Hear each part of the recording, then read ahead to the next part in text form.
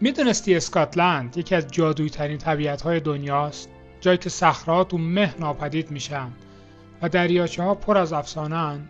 اما ما نیومدیم فقط ببینیم، اومدیم کمپ کنیم وسط این طبیعت. سلام، من مجیدم و این یه سفر 3 روزه است از قلب شهر تا سکوت مطلق کوه‌ها. یه سفر پر از کمپینگ، ماجراجویی و چندین تا سورپرایز عجیب.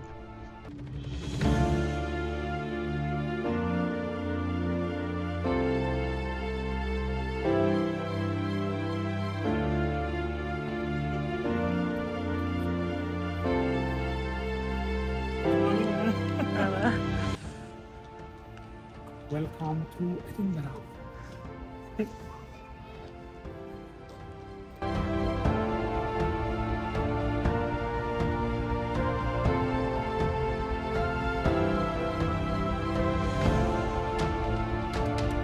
ماشین رو تحویل گرفتیم بالاخره با 1.5 ساعت تاخیر، ولی یه ماشین متفاوتیه. خیلی ماشینش کامپکته، خیلی کوچیکه، ولی بریم خوش میگذره. حتما سمت چپ جاده هم باید رانندگی کنیم. حالا دندش این بره.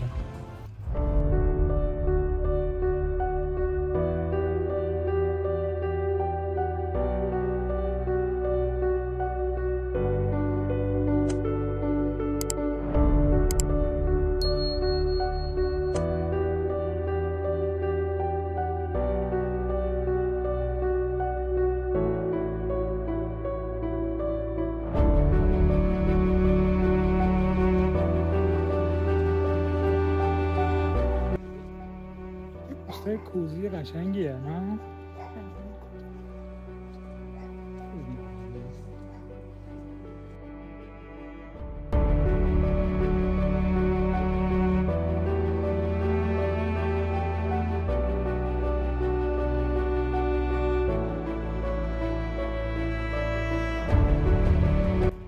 مسیر قشنگیه نه؟ دریاچه رو یه عالمه رودخونه بود تو این مسیر، اینا همه احتمالا اینجا به هم میخورن دیگه.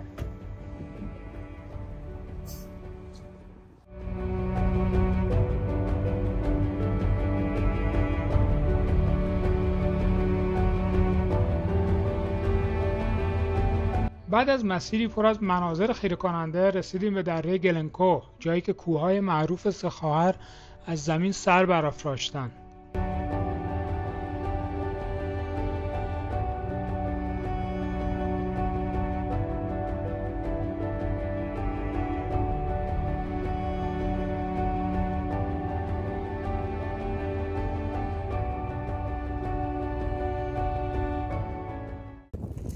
مه گرفته الان خب، ولی مثلا اینجا اون دومی سومی. خیلی جالبه که مثلا یه سری میرن بالای اون مسیر تریل داره. خیلی احتمالا اون بالا باید قشنگ باشه نه؟ کل این دره رو دیدم تکشن.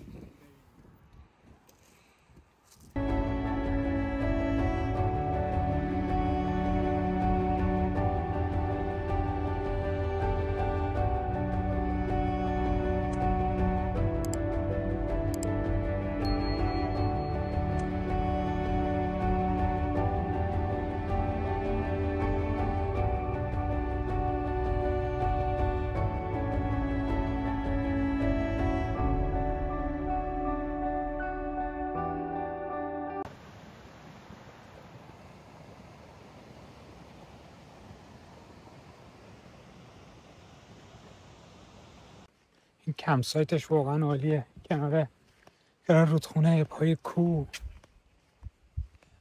حرف نداره چه سکوتی هم داره.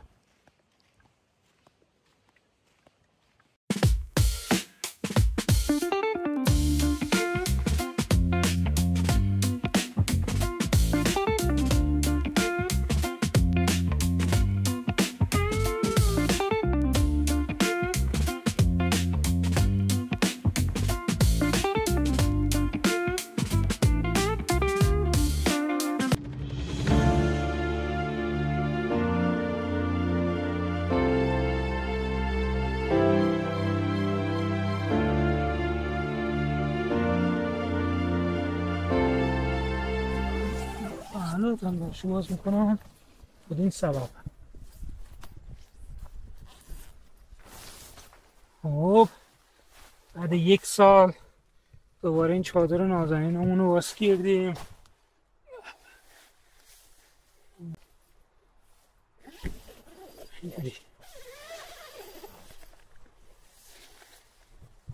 گوشه خوردن که تمیز نیست.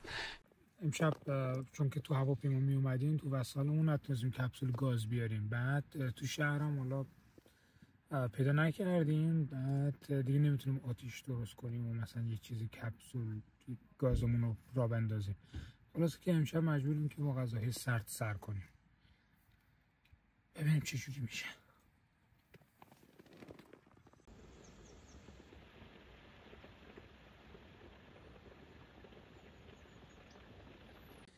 چیکن رست شده، آووکادو، هم، توست.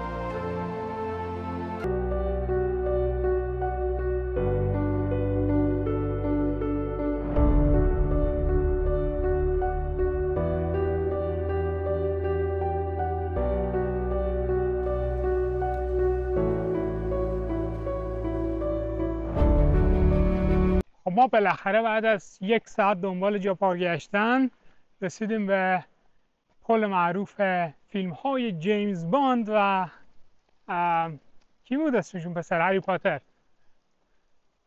حالا باید یه خورده هایک کنیم بریم اون بالا، اونجا خیلی ویوش خیلی خوبتر میشه. فعلا از زیر یکم ببینیم، هرچی به سمت بالا بیشتر میریم قشنگ و قشنگتر میشه.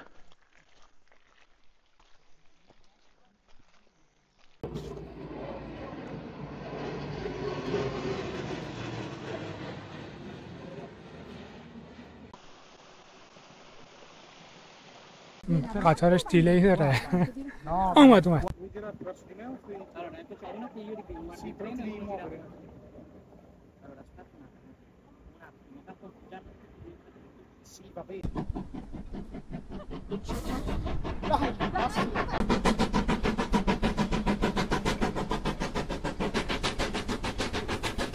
خب دیگه بازی به سر اومد دیگه. قطار هم دیدیم، برگردیم پارکینگ دیگه. فقط جاده جاده جاده.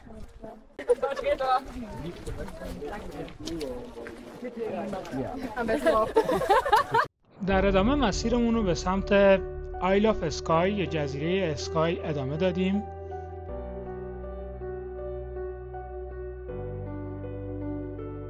به سمت آیل آف اسکای داریم میریم. جادهش خیلی متفاوته، درخت و اینا نداره، همش کوه سخته است. خیلی قشنگه واقعا. یه حال همه سد داشت تو مسیر.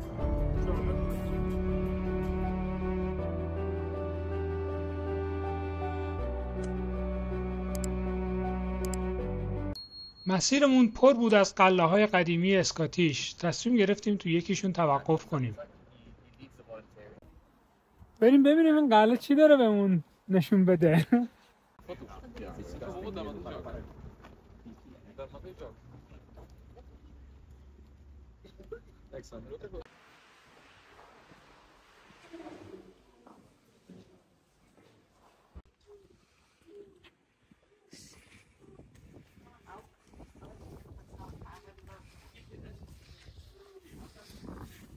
و قسمت نگهبانی غربیه، قسمت اصلی قلعه.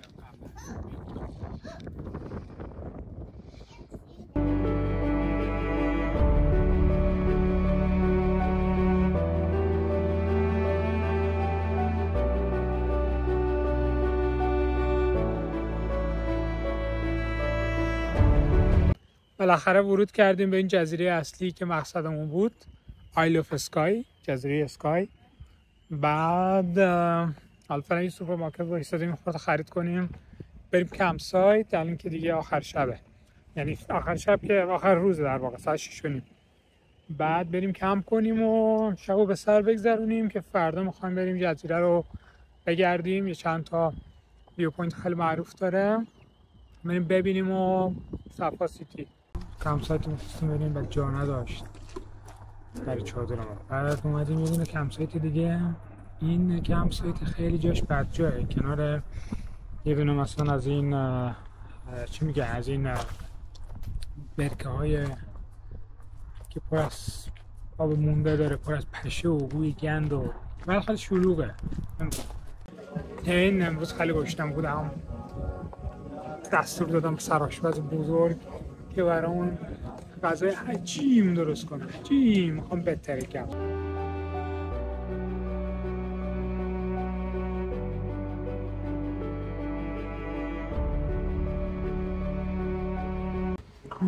دیشب خیلی عالی بود. من از همون 11 خوابیدم تا 7. من خب بعدش کوفتمون شد. اینقدر پشه داره این جزیره که یعنی اصلا اینجوری که مثلا دستت قشنگ رنگ سیاه میشه، اینقدر پشه میشینه. ولی الان شانس آوردیم این تیکه باد هست که پشه‌ها رو میبره. الان ناشتا رو بخوریم ببینم پشه‌ها برمیگردن یا نه.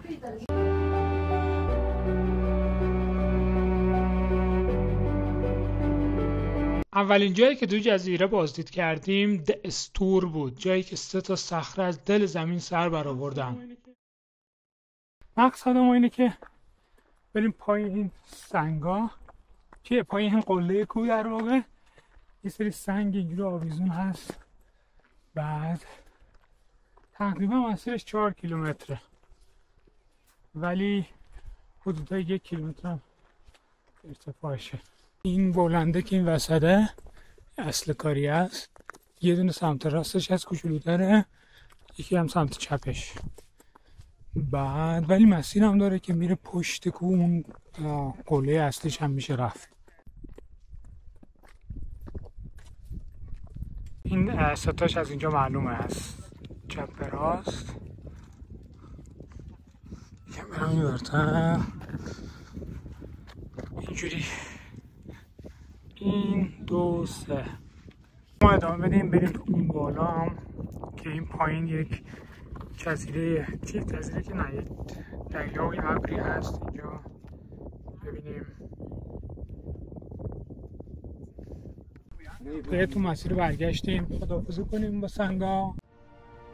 مقصد بعدیمون آبشار ملت فالز بود، یه آبشار بسیار دیدنی که از روی صخره‌ها آب مستقیم به اقیانوس میرسه.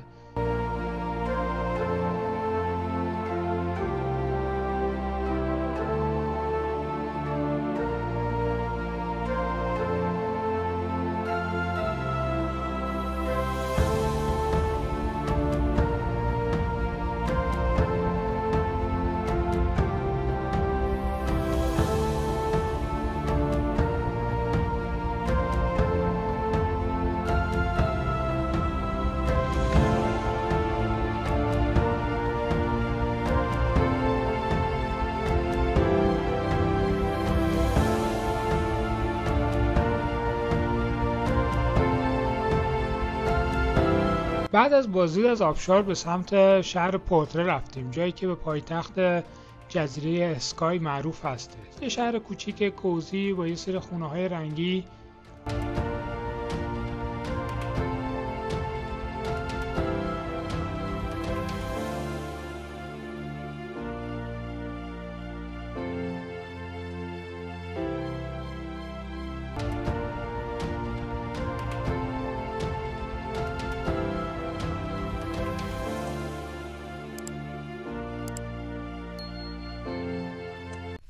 ما بعد از گذروندن یک شب بسیار سخت در کنار پشه‌ها و مشه‌ها، داری شاهنامه میگی؟ من دارم شاهنامه نمیگم. ما بعد از ما دیشب متاسفانه نابود شدیم به خاطر اینکه پشه بود، خیلی زیاد پشه بود. بعد توی چادرمون آب رفته بود قبل اینکه حتی بریم بخوابیم. من نمیتونم چرا و چطور، ولی اصلا توی چادر تر دیگه یه عالمه تاریکم شده بود و اینا.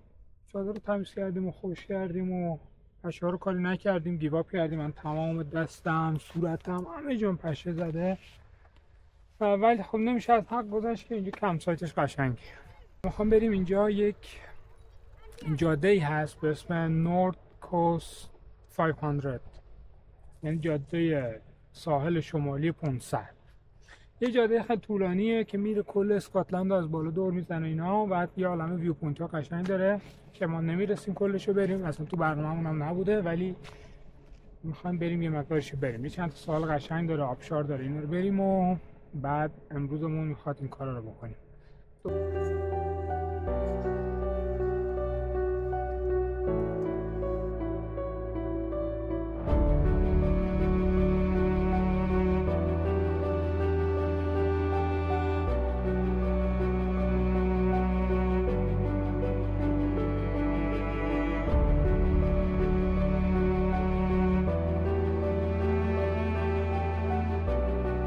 فعلا توقف اول امروز یک ساحل بسیار سرد است. اوه اصلا نمیتونم پامو توش بذارم.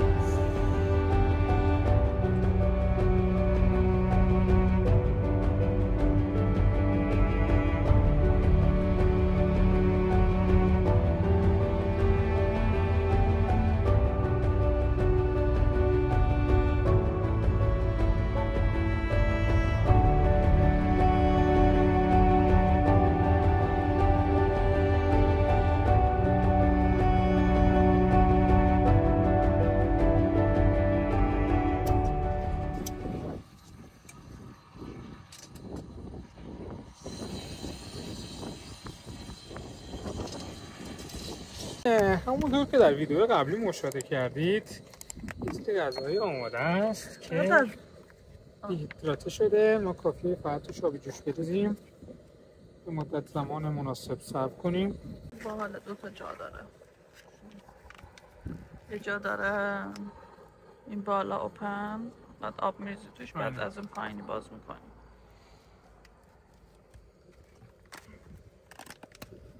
چیکن کاری بخوریم و اسهال بگیریم. چیکن کاریه، چیکن تیکا مساله دیگه بدتره. مساله خوش بود چیکن مساله، دیگه خوشم بیاد ازش.